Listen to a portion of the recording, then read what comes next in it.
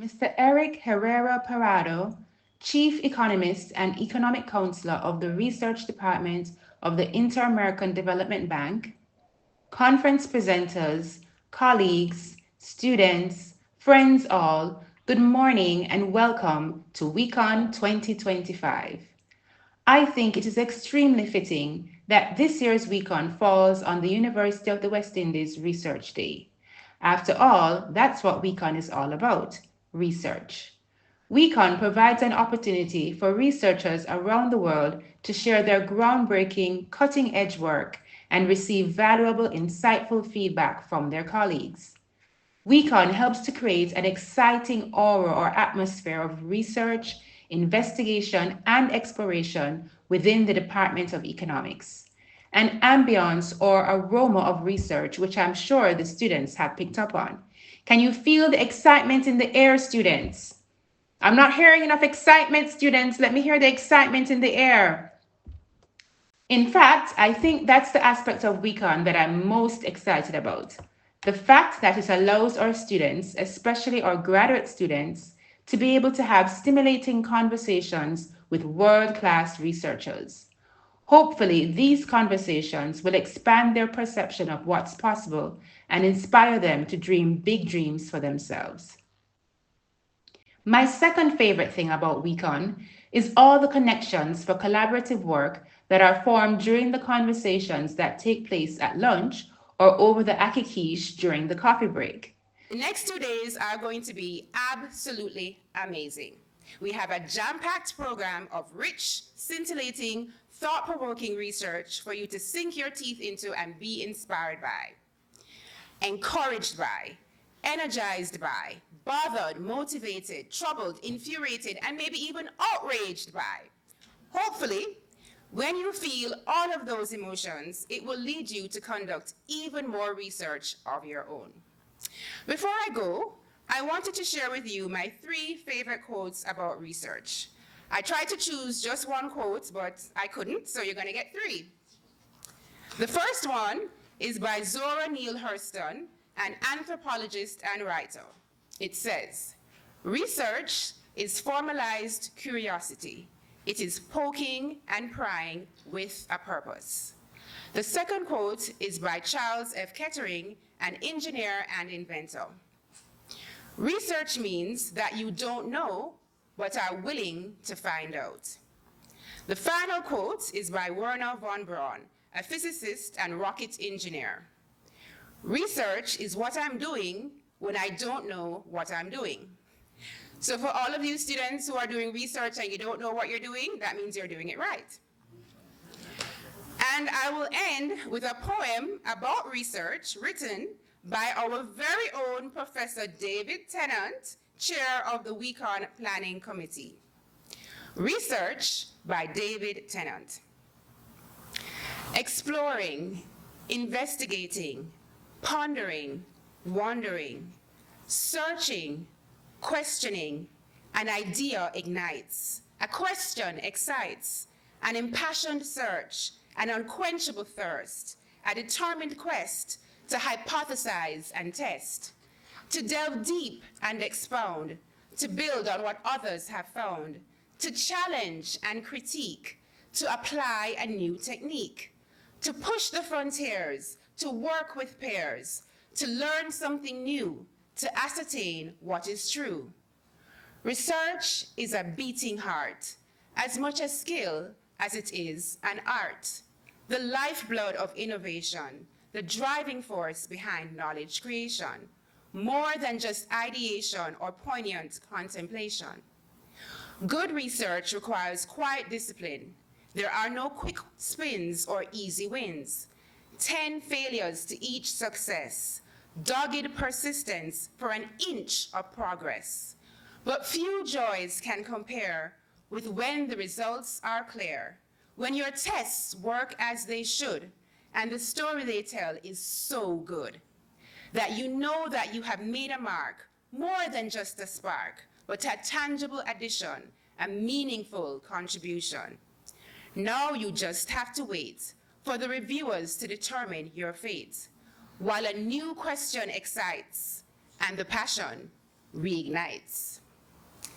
I now invite Ms. Nisha Johnson, Bank of Jamaica G. Arthur Brown Scholar, to introduce our first keynote speaker.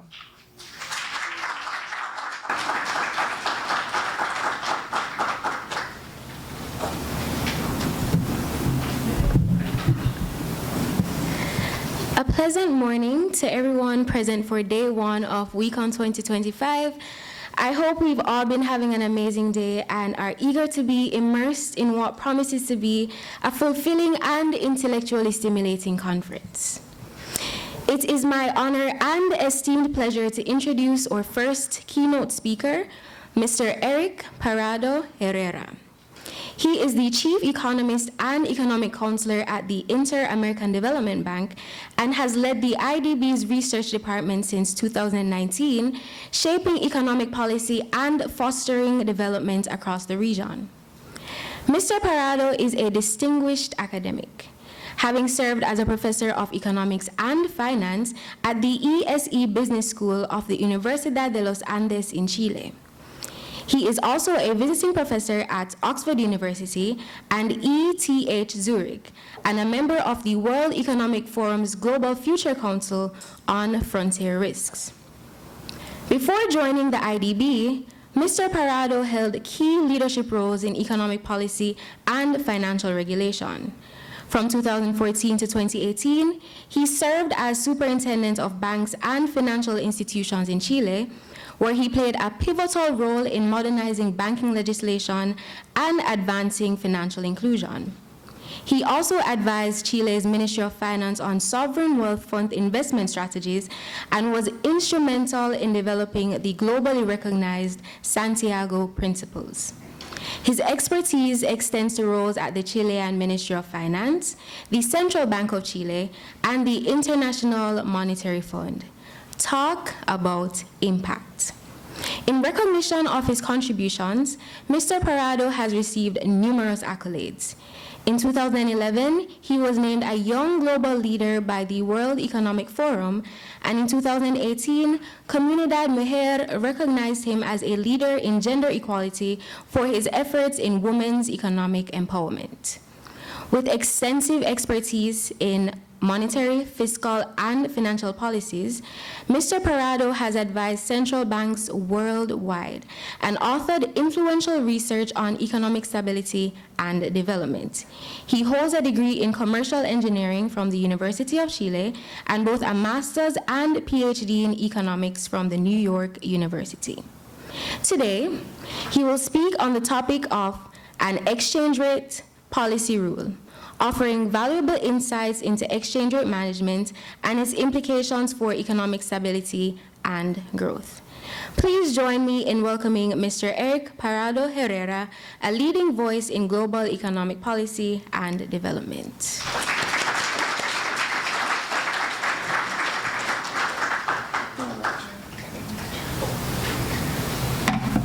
Wow, you already made my day. So thank you very much. I have my bio, but when you read it with passion, it's like, whoa. No, thank you, thank you. It's a real honor to be here and a real pleasure to be here. So thank you very much, Patrice and Nisha, for your kind introduction. And Nisha, your Spanish is perfect. Yeah, I noticed the accent. My accent in English is not so good, but I will try. I will try my best. Now, I was trying to think about what topics should I bring here in Jamaica, and there are several topics, of course, in terms of development economics, productivity, growth, social issues, climate change issues. But I think I will try to discuss an issue that it's important. I know that Bank of Jamaica is present in some way here. So we're going to talk about monetary policy, and specifically about monetary policy rules. And I'm going to talk something really new, and probably it's the first time that I'm sharing this in a big conference like this. Okay, so open your mind and try to understand the flow of this discussion. And I am a fan of Bob Marley, of course, and I will try to relate this discussion with the Redemption Song. And it's also related to what Patrice said about research, is none but ourselves can free our minds. I think that's important when you do research in some way, and also when you choose some policy, and in this case, monetary policy. And you see the title is an exchange rate policy rule, which is the title of one of my recent papers about monetary policy rules. We're going to have a discussion about that. It's a combination of empirical and theoretical work, but that can be useful for small, open economies like Jamaica. Okay? I will try to provoke you in one way to see, okay, this is different, and probably we can think about these new rules. So let's see.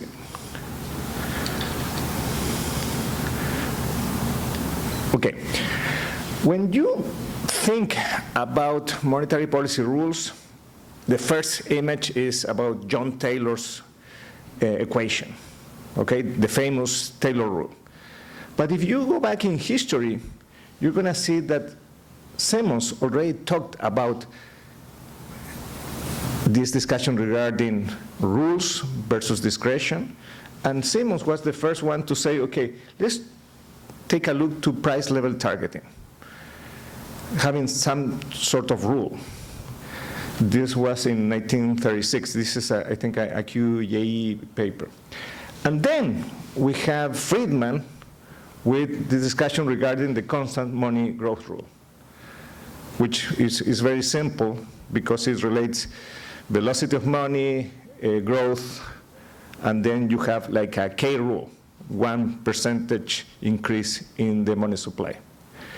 And then you have McCallum that developed this idea, and he said, okay, we're going to focus on monetary aggregates to have a rule and to have some predictability in monetary policy actions, in central bank actions. And then Taylor, with the famous Taylor rule. That was in 1992.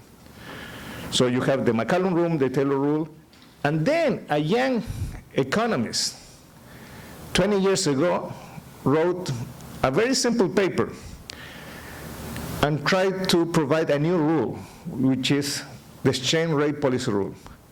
And that young guy, it was me, like you guys, 20 years ago, and I wrote that paper in 2004, and I updated the paper in 2023. And I will tell you the story, why I came up with this idea, okay? And sometimes you don't know what you're doing, and you found something, and you found something interesting. So the title, I cannot see the titles. I don't know if we can see the title of the slides. You can see it there, but you don't see it here. Okay, so take a look to there, to those screens. So you have the McCallum rule there. And for the non-monetary policy people, the McCallum rule says that central banks use an instrument, which are the monetary aggregates, to try to stabilize inflation and GDP growth. Okay, that's the main idea of the McCallum rule, and you have the equation there. Then you have the Taylor rule, and the Taylor rule, he said, you know what? When you focus on monetary aggregates, there is a lot of volatility on the interest rate, and this affects, in some way, the economics of the country. So he preferred to use the interest rates as the policy instrument. And the other variables, of course, are related to inflation, the deviations from its target. Sometimes the target is 2%, 3%, depending on the country, and also deviations from the potential output. So if you have a GDP growth over your potential, it means that you have some pressures also in terms of prices in terms of inflation. Okay, these are the two rules. And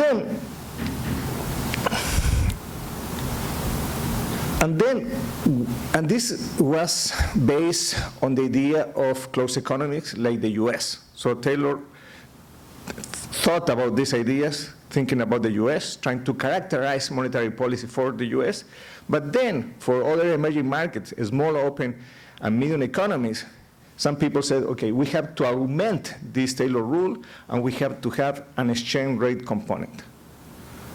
So you have interest rate depending on inflation, on output, and now an exchange rate. Okay? This is the typical augmented Taylor rule. But the behavior of countries are very different. If you see different monetary policy frameworks, and here I'm trying to relate exchange rate volatility with trade openness. Okay? And here you can see different frameworks: inflation targeting, fixed exchange rates, floating exchange rates, and so on. And you can see that there is a negative relation between exchange rate volatility and trade openness. Okay, and we're going to develop this idea during the presentation, and you can see Jamaica here, in the middle of this cloud of points. Okay? Then if we consider only inflation targeting countries, this is the picture. Okay? And again, Jamaica is here, and the red dots are countries in Latin America plus Mexico. And the other countries, the orange countries, are countries in the Caribbean and Central America. And you can see that trade openness is an issue for Jamaica. It's very open. And the measure of trade openness is exports plus imports divided by GDP. This is a simple measure of trade openness. So you can see that Jamaica is very open, but it doesn't have so much exchange rate volatility. Okay? You are inflation targeters, but you care about exchange rate volatility too.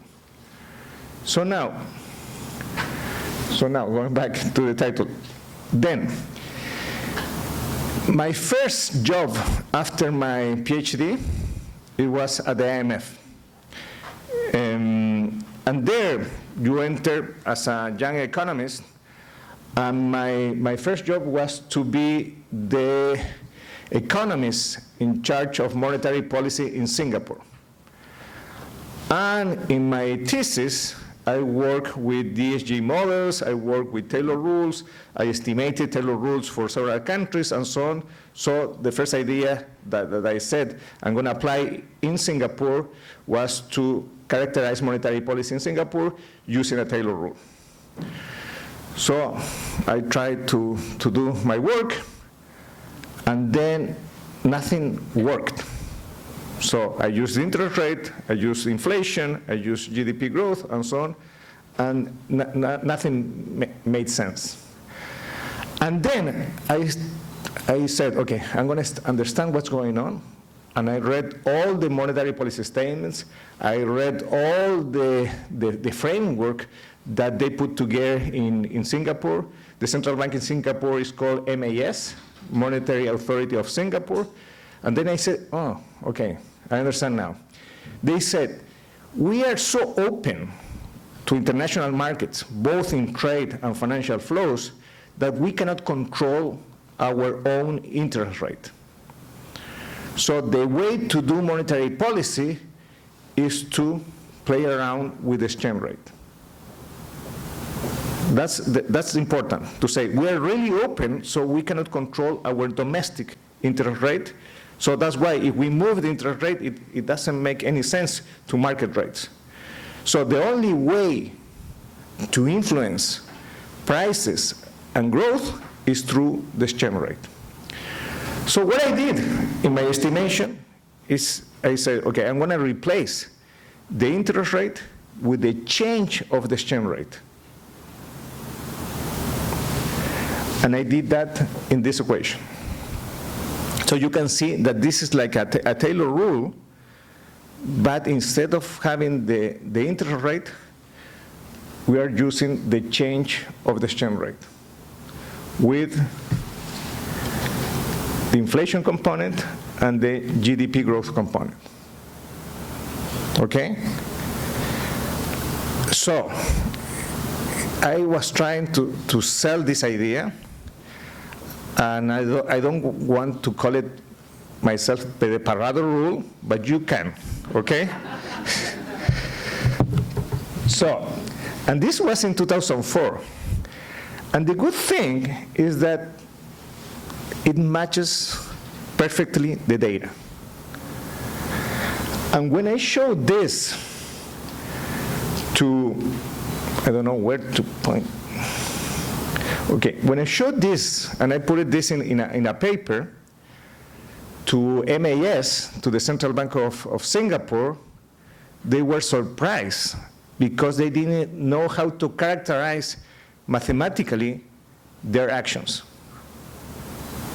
Okay, so this is the 2004 paper, and you can see that MAS have chosen to use the nominal exchange rate as its intermediate target of monetary policy because Singapore is a small and open economy where gross exports and imports of goods and services are more than 300% of GDP, or close to 300% of GDP. This is very, very open, okay?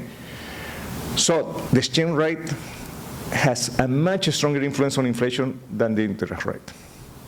Okay, this is the whole idea. And then MAS said, okay, we're doing that, but we didn't know how to characterize this. And now they are using this rule in their models.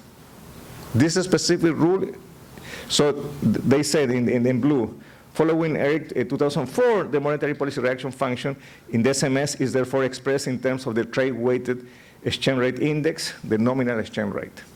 Okay, and this is in the MAS models and frameworks already. And by the way, I got an invitation from MAS to go in May to talk about this. Okay, now they are convinced that this rule is working.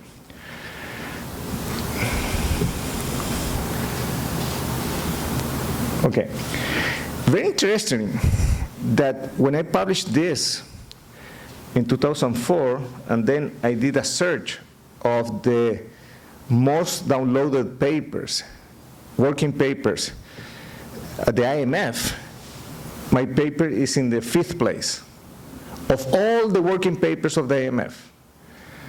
And this is not to brag, or only to brag. This is like everybody cares about this. Everybody cares about exchange rate volatility. And sometimes we have the idea that we have to choose bands. Either we have to be really flexible, like New Zealand, or we have to have a fixed exchange rate. And we are shy if we are in the middle. We're like, sorry, but I have to intervene from time to time. So that's important. This discussion is important, okay? And very interestingly, because when you have this discussion about trade openness, I said, okay, let's try to get the data about trade openness, and we're going to relate to the exchange rate volatility. We did previously in a couple of slides before with all the countries, but here we're trying to group in terms of frameworks. And you can see that HARPEX countries are really, really open to trade. And flexible regimes are somewhat closed. So this is data. I'm not doing anything else. This is data. So there is a relationship between trade openness and exchange rate volatility. So we care a lot, countries care a lot when you are really open to international markets. And this is data coming from the IMF. So, and you can see over there, they said the conventional wisdom is like you have to choose, as I said before. You have to choose to be flexible, or you have to choose to have a hard peg. So intermediate exchange rate regimes are a recipe for disasters. So that's the conventional wisdom. But then you can see this type of behaviors in several countries. Okay, so that's an important idea in terms of what's going on in practice. So in Singapore, then you can see that the different stages of the monetary policy stance. So for instance, here I have 3 examples. In the first case, the early years, an appreciation strategy. There were inflationary pressures, so the actions from MAS, the Central Bank of Singapore, is to appreciate the exchange rate. So in that way, you can control inflation.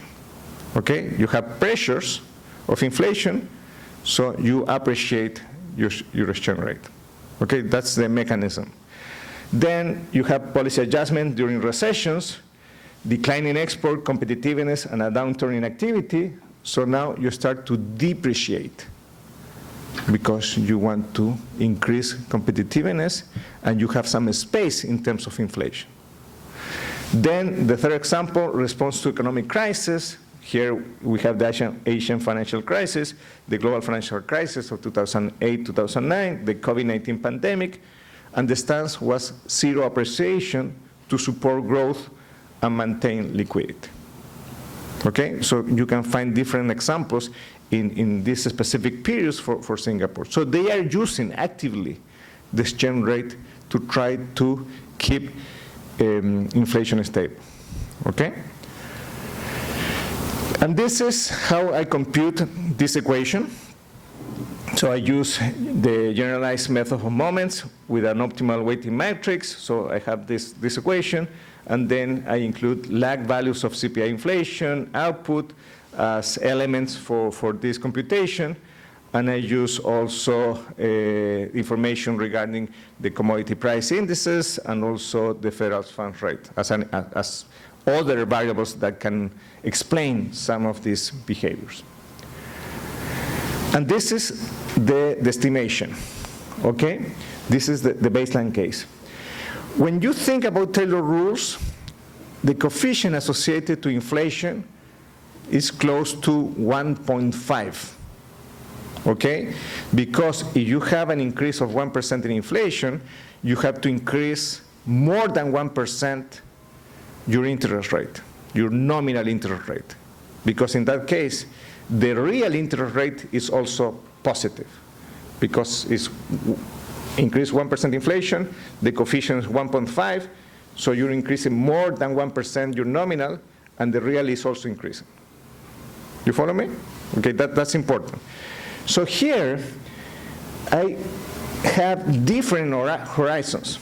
So for inflation, so current inflation is n equals 0, so the beta is 0.784, and it's significant.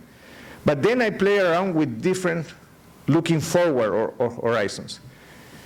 I have n equal 3, n equal 3. This is 1 quarter ahead, then 2 quarters, then 3 quarters, then 1 year. And you can see that the beta is increasing up to 2.078. Okay? So you find some significant impact in terms of change in inflation. You have a change in the exchange rate. And gamma is the coefficient associated to output in deviations to its potential output. Okay? And you can find the numbers 0.5, 0.4, 0.6.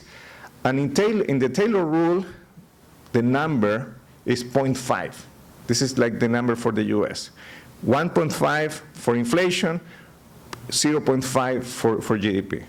And here, the numbers are more or less similar.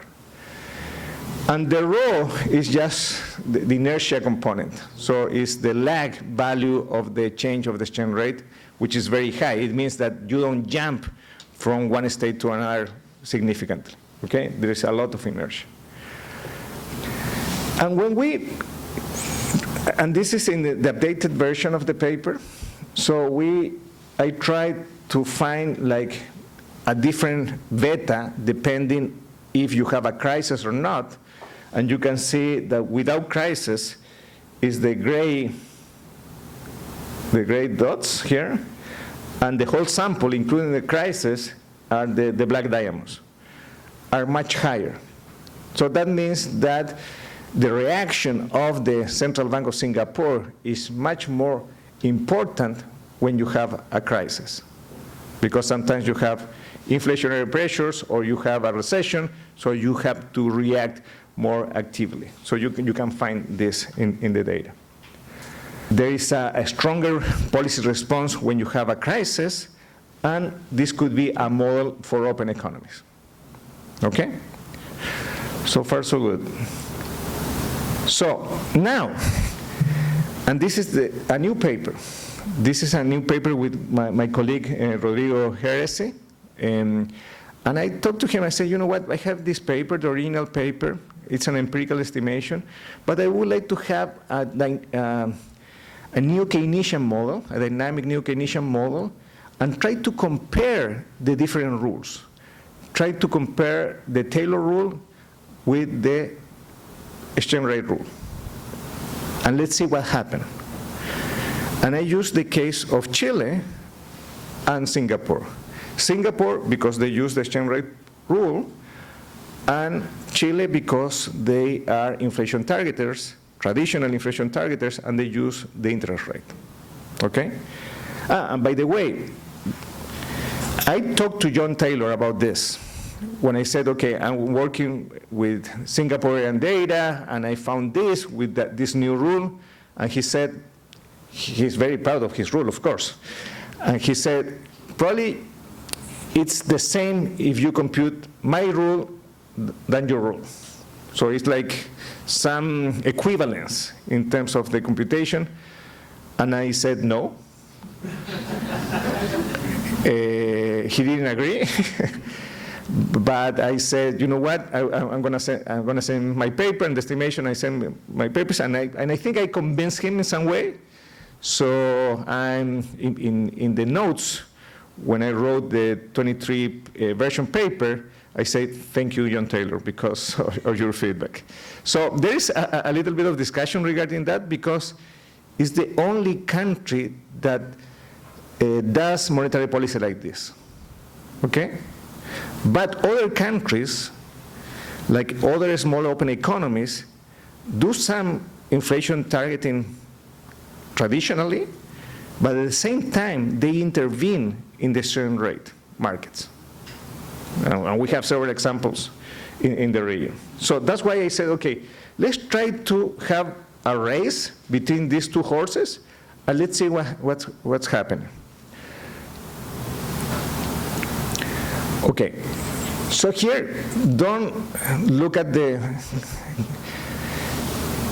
awful equations, but this is, in simple terms, we are trying to compare the exchange rate policy rule, as in Singapore, with the usual Taylor rule applied in Chile. Okay?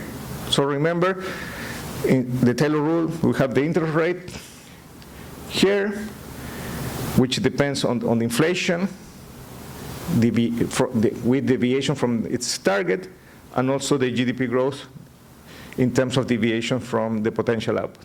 And here is more or less the same, but instead of the interest rate, we use the exchange rate. Okay? So I'm going to tell you the conclusion. One of the conclusions of this is that you can see that the openness of Singapore is close to 300%. Export plus import divided by GDP is almost 300%, 280. And the case of Chile is 70%. And we tried to compute a welfare function so we can see which one is better, which framework is better for each country. And we found that what Singapore is doing is better than changing to a typical Taylor rule. And we also found that Chile is doing well with the Taylor rule and not changing to the other rule in terms of welfare. And welfare is based on the volatility of the macro variables. That's good, because I presented this in a closed session with the president of the Central Bank of Chile, a woman, Rosana Costa, and she said, okay, that's good. That's good that we are doing a good job. But then I said, okay, hold on. I'm going to show you something else. I'm going to show you, too, the other results. And she didn't like that. Okay, so you're going to take a look to that. So, but now, believe me, that those are the results, that Singapore is doing a good job when they apply their rule, and Chile is doing a good job when they apply the typical Taylor rule. So, and the model is a typical neo-Keynesian stochastic model. So if you read the papers, you're going to see awful algebra, many equations. And it's important in this model that we include the degree of openness in consumption and investment. So there are a couple of parameters. So this is the share of foreign goods, because when you consume not only domestic goods, but also you consume international goods. And for investment, it is the same thing. And we also have a degree of openness in production, because you need to import intermediate goods to produce something. Okay, so this is the modeling that we're using. In general, this model doesn't include so many variables in terms of openness. So that's the important idea and the difference of this model with the others. And then we estimate the monetary policy rules, and we see the model dynamics using impulse response functions, and then we have this welfare analysis that I already discussed a little bit. Awful equations, so, but this is the typical, for the young people, this is the typical neo-Keynesian models, where you have to maximize utility functions with a budget constraint, and we have then the degree of openness in all the components of consumption, investment, and production. Okay? But I'm not going to cover all the details. But of course, if people are interested, you can read the paper with all the details. We have also the uncovering interest parity condition, with the typical that relates your domestic interest rates vis-a-vis the foreign interest rates and the changes of the exchange rate, which is important. We include also the country spread in terms of risk for your country and so on. And then we have this discussion about the external sector, where one of the important assumptions is that we have a trade balance, just to close the model. And of course, the law of one price holds, markets clear, and we have the monetary policy rules. So this slide is important.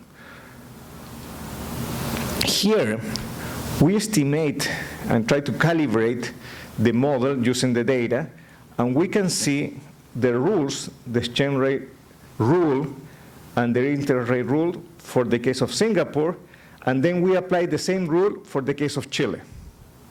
So the specific rule for Singapore is this one. The specific rule for Chile is this one. They are doing that in practice. So you can see more or less the coefficient associated to inflation, in this case, is 1.4. The coefficient associated to output is 0.16. And here you can see that the coefficient associated to inflation is 1.6, and the coefficient associated to output is 0.17.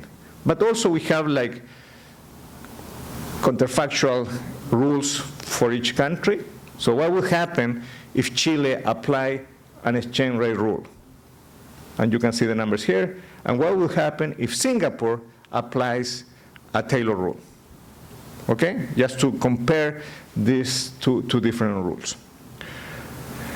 And you can see, and this is important because this is not common to show in the papers, that we compare the volatility of the data with the volatility of our model.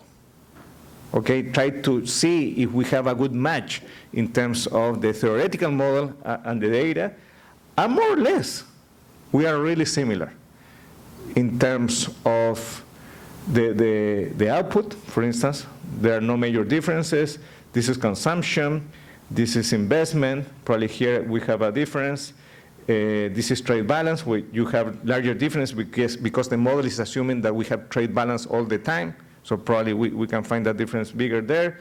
But in general, we can see that the differences are very minor for the most important variables that we have, like inflation, like real exchange rate, and the nominal exchange rate, and so on. So very, very similar in terms of what we're trying to do with the model and trying to compare with the data. And then we have different exercises. This is the typical impulse responses. So we shock one variable, and we see what is the reaction of the other variables. So this is a monetary policy shock. So for instance, you can see that here, this is a monetary policy shock. So what happens if we shock the policy rule? So in this case, we have a shock of the exchange rate, and here the equivalent is a negative shock on the interest rate. And then you can see different reactions in terms of output, different reactions in terms of consumption, different reactions in terms of investments, and so on. So for instance, if we have an increase in the exchange rate, we're going to have a big depreciation. And if we have a decrease in interest rates, we have the typical overshooting of the exchange rate. Okay? So more or less, the model is equivalent to what one would expect. And this is other exercises for different type of shocks. We have not only monetary policy shocks, but we have productivity shocks, we have inflationary shocks, and so on. So you can see the differences between these two models. And the same thing for Chile. The first two were for Singapore, and the second two slides are for Chile. Okay? So now, in terms of the welfare analysis, so we're trying to have a measure of consumption equivalent units. So we're trying to represent the parameter vector of the benchmark monetary policy rule estimated for each country, and then we compare it with this new counterfactual rule. Okay? And we try to see which one is better in terms of these important variables. So, and lambda is, when lambda is negative, households strictly prefer the benchmark rule to the original rule, to the counterfactual rule. So that's the whole idea. And it's a measure of welfare in terms of volatility of several variables. And you can see here the exercise. So for instance, when you apply the interest rate rule in Singapore, which is this, you have a negative welfare vis-a-vis the benchmark, which is the exchange rate rule. Okay? And you can see differences in some of the variables. Okay? So for instance, in the case of the devaluation rate, because Singapore controls the exchange rate, the volatility of the exchange rate is much, much lower than the volatility on a typical inflation targeting country where you have a flexible exchange rate. Okay? So the major difference comes here, but also you have some difference in the case of inflation, where the volatility of inflation is lower, not much, but it's lower than the Taylor rule if we apply this one in Singapore. And that's why the welfare gain of Singapore going to a typical Taylor rule is negative. It means that the current framework works for Singapore. That's the whole idea. And the same is happening for Chile.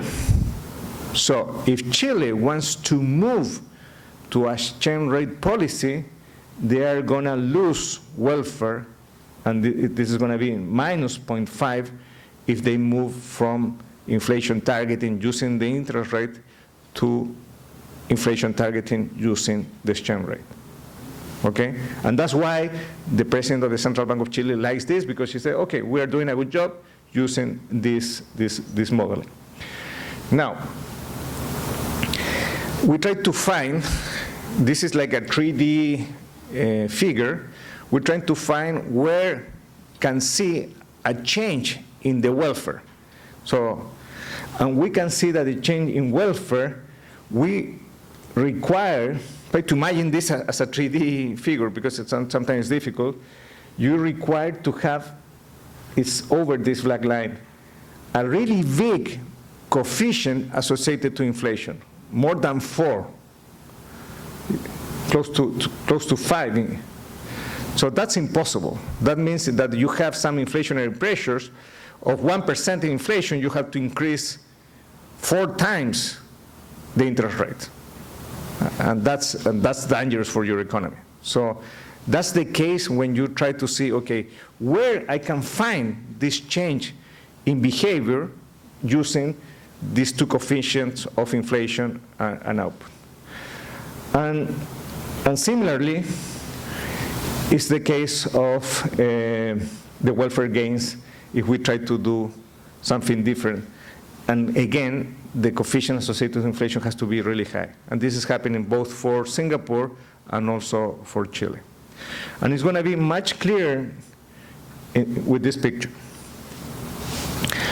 So we said, okay, now let's think if Chile is more open than today's.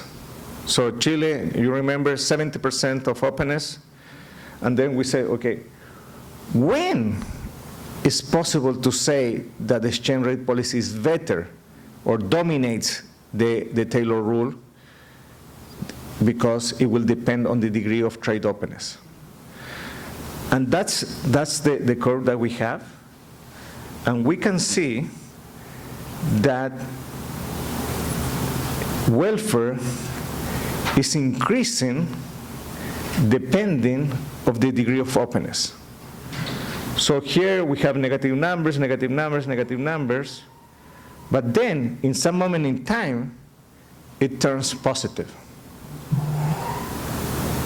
So in this example, in this model, we're saying, in this specific model, we're saying, if the degree of openness is over 100%, it's better to have the exchange rate policy, a la Singapore. And that's when we have the discussion with Chile, say, we didn't expect that. We didn't expect that, because we can see that if you open your economy more, and Chile is a very open economy, but if you open more, probably you can think about an alternative policy rule. So Jamaica is close to 70, 80%. So that's why I said, okay, probably it's very useful for you to have this type of discussion to say, okay, why don't we think about some alternatives in terms of monetary policy management? And this is very interesting, because this is the first time that a paper brings this discussion regarding the importance of trade openness for exchange rate regimes.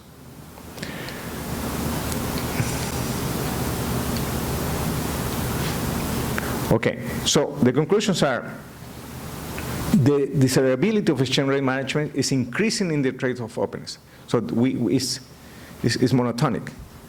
So if you have more openness, it means that it's better in terms of trying to make the case of exchange rate management.